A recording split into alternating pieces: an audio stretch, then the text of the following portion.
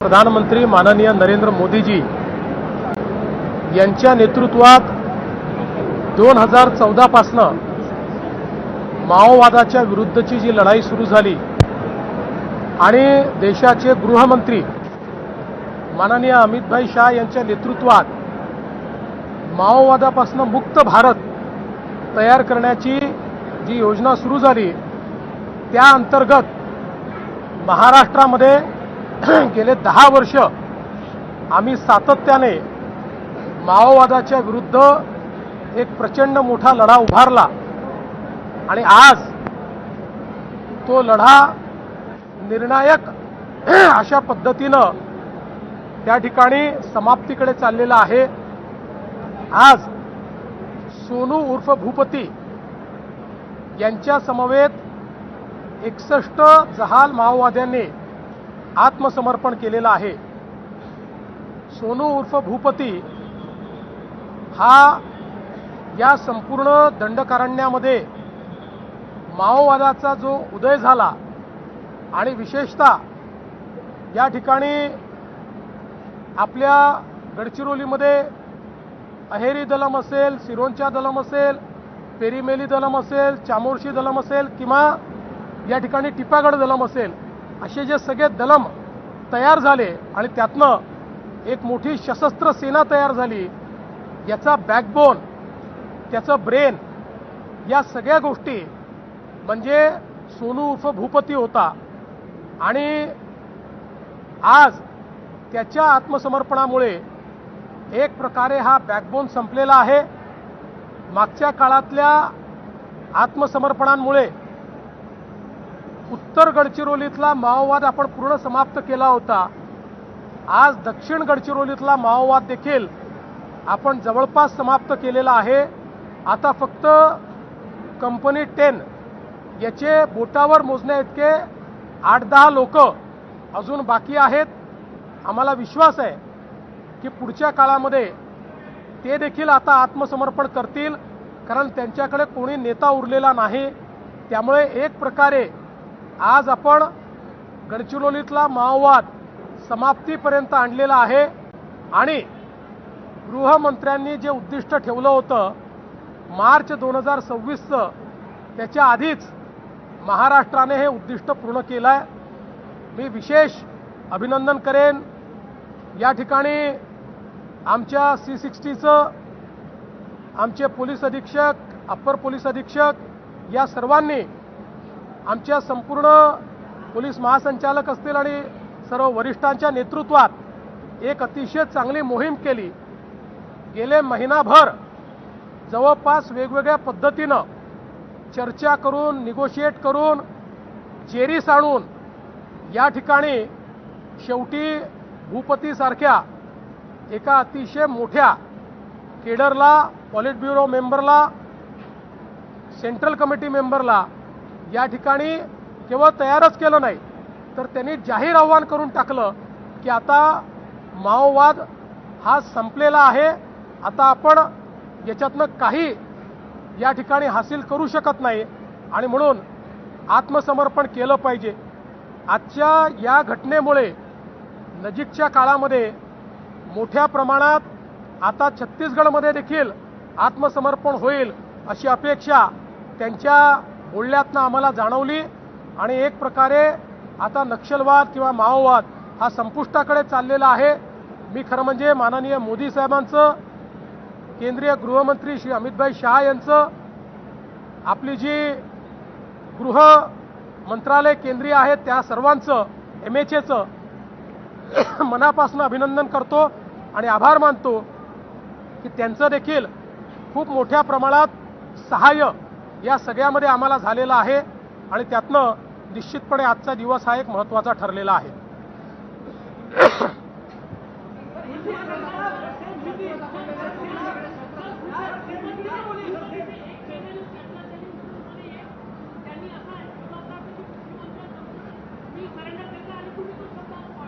हो, हे खरं आहे की त्यांची इच्छा होती की मुख्यमंत्र्याच्या समोर आम्ही सरेंडर करू। माझ्याशी ज्यावेळेस आमच्या सर्व वरिष्ठांनी चर्चा केली त्यावेळेस मी त्यांना सांगितलं की त्यांनी जंगलात जरी बोलवलं तरी मी यायला तयार आहे, पण जंगलाच्या ऐवजी त्यालाच इकडे आणून आपल्या फोर्सेसनी हे सरेंडर केलेलं आहे आणि म्हणूनच सगळे कार्यक्रम रद्द करून मी तडकाफडकी या ठिकाणी आलो, कारण ही अतिशय महत्त्वाची घटना होती आणि या ठिकाणी आपल्या पोलिसांच्या शब्दाचा, ट्रस्टचा देखील हा प्रश्न होता. पोलिसांनी हे सांगितलं होतं की मुख्यमंत्री स्वतः येऊन हा सरेंडर करतील आणि म्हणून मी या ठिकाणी आज आलो.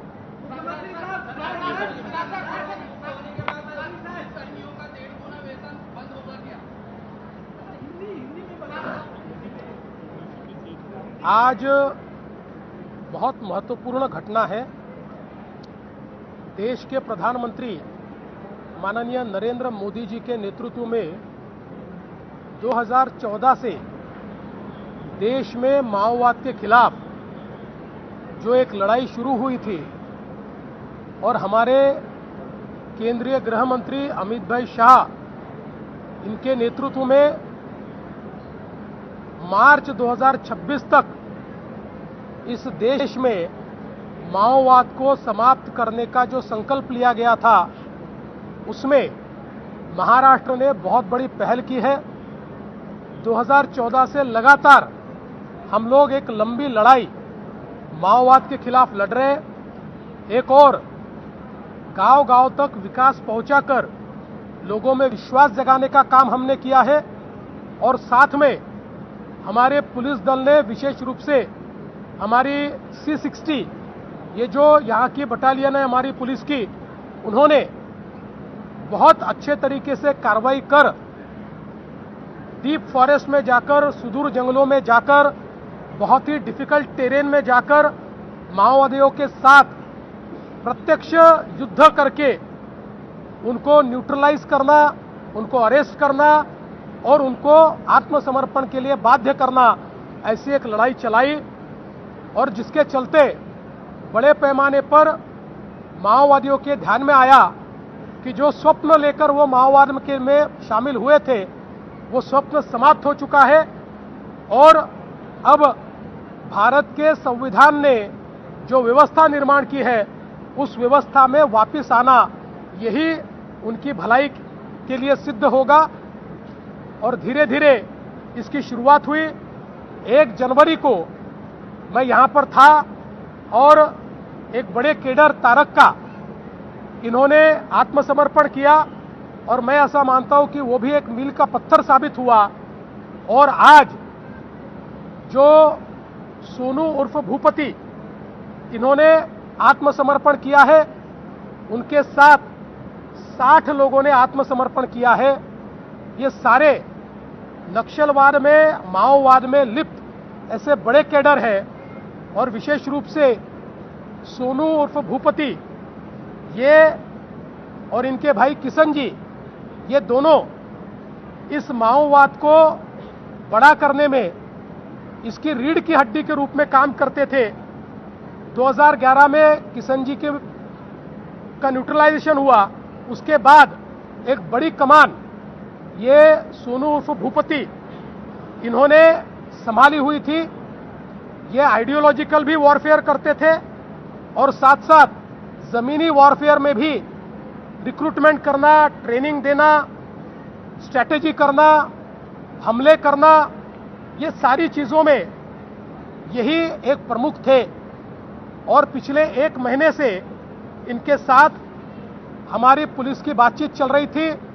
अलग अलग माध्यमों से इनको एक तरफ कन्विंस भी किया जा रहा था कि आपने मुख्य धारा में लौटना चाहिए और दूसरी जगह ऑपरेशंस के माध्यम से उनको ये बाध्य भी किया जा रहा था कि अगर आप नहीं लौटेंगे तो हम लोग ऑपरेशन बंद नहीं करने वाले हैं, हम लोग धीरे धीरे या तो अरेस्ट करेंगे या न्यूट्रलाइज करेंगे. और जब इस परिस्थिति को उन्होंने समझा तो उन्होंने भी ये फैसला किया और प्रकट रूप से उन्होंने पूरे केडर में यह भूमिका ली कि हम लोगों ने युद्धबंदी करनी चाहिए और आत्मसमर्पण करना चाहिए. और कुछ लोगों ने उसका विरोध भी किया, लेकिन बड़े पैमाने पर माओवादी कैडर पर उनका एक प्रभाव है. उन्होंने तैयार किए हुए सारे कैडर है, इसलिए उनको समर्थन भी मिला और उन्होंने यह फैसला किया कि महाराष्ट्र की पुलिस के सामने 61 लोगों को लेकर मैं आत्मसमर्पण करूंगा। आज उन्होंने आत्मसमर्पण किया है। इससे माओवाद की रीढ़ की हड्डी आज टूट गई है। महाराष्ट्र में गढ़चिरौली में माओवाद समाप्त हो चुका है। केवल एक कंपनी 10 बची है, जिसमें केवल 8 से 10 लोग बचे हैं। और हमको लगता है आने वाले दिनों में, चूंकि वो भी लीडरलेस है, कोई लीडर उनके पास नहीं है, छोटा केडर है, वो भी आने वाले दिनों में आत्मसमर्पण करेंगे या फिर हम लोग उनके ऊपर कार्रवाई करेंगे। तो मुझे लगता है कि जो गृह मंत्री जी ने, प्रधानमंत्री जी ने एक मियाद रखी थी, उससे बहुत पहले महाराष्ट्र की पुलिस ने सफलता के साथ ये कार्य किया है। और अब जो भी बातचीत उनके साथ हो रही है, उससे ये पता चलता है कि उनके आने के कारण बहुत बड़े पैमाने पर देश में, छत्तीसगढ़ हो, तेलंगाना हो, केडर अब आत्मसमर्पण करने के मूड में है। और आने वाले दिनों में बड़े पैमाने पर यह आत्मसमर्पण हमको देखने को मिलेगा। मैं ऐसा मानता हूं कि जिस प्रकार से भारत सरकार ने, प्रधानमंत्री जी है, गृह मंत्री जी है, एमएचए है, आईबी है, इन लोगों ने भी, और हमारे सेंट्रल फोर्सेस है, इन लोगों ने भी इसमें हमारी पुलिस को, हमारी इंटेलिजेंस को, हमारी C60 को मदद की है। मैं उनका भी आभार व्यक्त करता हूं। और एक बहुत अच्छा कार्य करने के लिए आज मैंने हमारे गढ़चिरौली पुलिस को 1 करोड़ रुपए का पुरस्कार जाहिर किया है।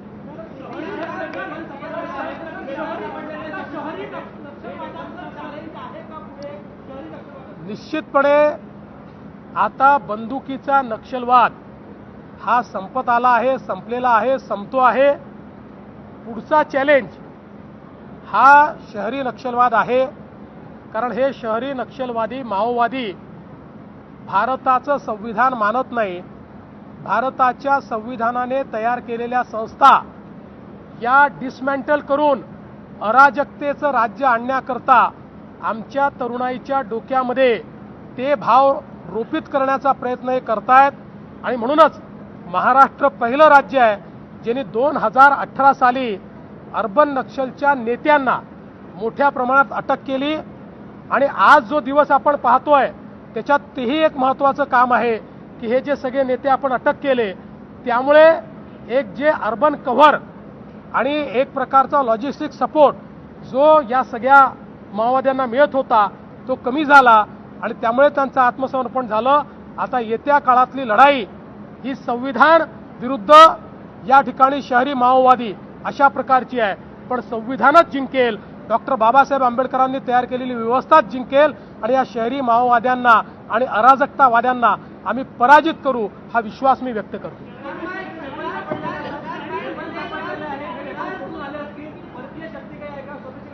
बघा, आता वेगवेगळ्या प्रकारचे सॉफिस्टिकेटेड वेपन्स त्यांनी दिलेले आहेत। हे वेपन्स कुठनं आलेले आहेत याची माहिती येत्या काळामध्ये आम्ही माहिती करून घेऊ। काही माहिती आहे पण ती व्हॅलिडेट करावी लागते। ती व्हॅलिडेट झाल्याशिवाय अशा बाबतीत बोलणं हे योग्य होणार नाही। नहीं, देखिए ऐसा है कि जो हमारी बातचीत उनसे चल रही थी उस समय मुझे हमारे सारे वरिष्ठ अधिकारियों ने कहा कि वो ये चाहते हैं कि महाराष्ट्र में आके आपके सामने वो इस प्रकार से सरेंडर करे। तो मैंने उनको कहा कि आप उनको हाँ कहिए, अगर आवश्यकता पड़ी तो मैं जंगल भी आने को तैयार हूँ, क्योंकि इतना बड़ा केडर अगर आत्मसमर्पण करता है तो ये बड़ी बात है। लेकिन हमारे पुलिस ने उनको गढ़चिरौली में लाकर यहाँ पर उनका आत्मसमर्पण किया है।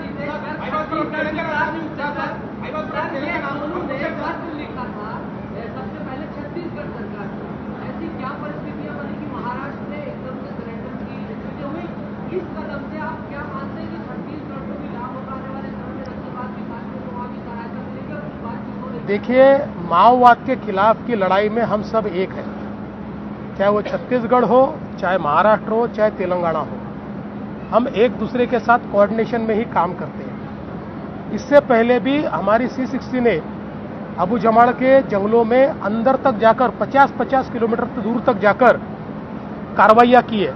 क्योंकि इसमें जिस प्रकार से लीड मिलता है, जिसको लीड मिलता है वो जाकर कार्रवाई करता है। अगर इसमें इंफॉर्मेशन लीक हो गई